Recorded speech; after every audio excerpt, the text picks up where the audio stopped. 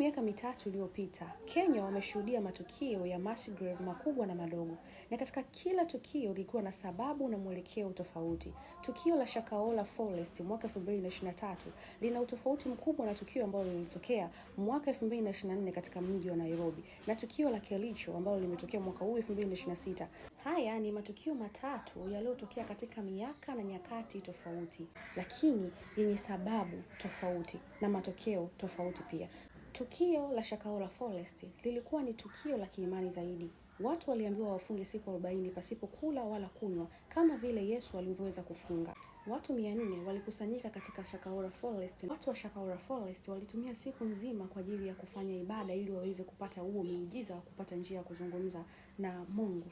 Na hiyo ndio ilikuwa sababu ya wao kuweza kupoteza uhai wao. Hivyo kesi hii ilikuwa inajulikana kama mauaji ya kukusudia, ambayo ilikuwa inawalenga wale viongozi wa dini waliokuwa wamewakusanya watu na kuwapa hiyo imani na kuambia kwamba tukifanya hivi tunaweza kupata matokeo na njia ya kuweza kuzungumza na Mungu direct. Tukija kwenye hii kesi ya Nairobi ambayo ilitokea mwaka 2024 ya mass grave kama ilivyotokea mwaka 2026 katika mji wa Kericho.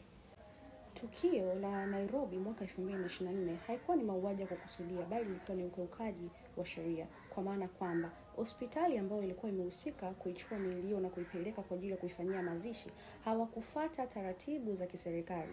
Huu utaratibu huko hata katika nchi yetu ya Tanzania, kwamba wale watu ambao wanakutanika wamefariki katika hospitali na kupeleka mochwari, na wakiwa labda wameletwa kama wamepata ajali au walikuwa wanaumwa na kuwa na mtu ambao wanaweza kuwasimamia, huwa wanatoa taarifa na kufanya matangazo kwa yote ambaye atakuwa anahusika na huo mwili, ili aweze kufika katika hospitali hiyo na kuchukua mwili na kufanyia mazishi. Na matangazo hayo huwa yanakaa ndani ya mwezi mmoja. Ukipita mwezi hakuna mwili wote ambao umetoka au hakuna mtu wote aliyejitokeza na kusema kwamba ninaufahamu huu mwili, serikali inahusika katika kufanya mazishi, na hospitali husika ambao walikuwa wameuhifadhi huo mwili wanapaswa kwenda mahakamani kwa ajili ya kuomba kibali ili waweze kufanyia huo mwili mazishi. Na ndio jinsi ilivyokuwa katika hii hospitali. Hivyo basi hawa hawakufuata sheria na utaratibu, lakini pia hawakufanya mazishi kwa utaratibu ambao ulikuwa unapaswa. Waliweza kuuzika miili ya watu 20 katika sehemu moja. Hii ndio ilikuwa kosa lao.